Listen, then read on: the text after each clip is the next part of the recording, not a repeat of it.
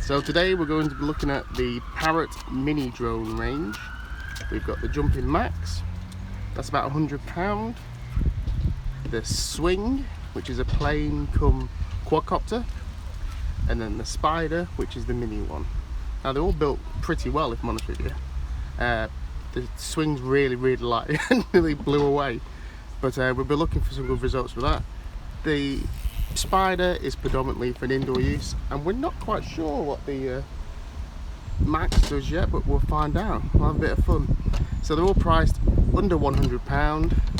I got this on refurb for, I think it was £40.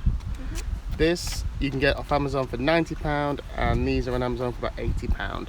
The Swing comes with a controller, which you can use with these two, I believe, and this one's only app based. So we're going to try and take some footage today.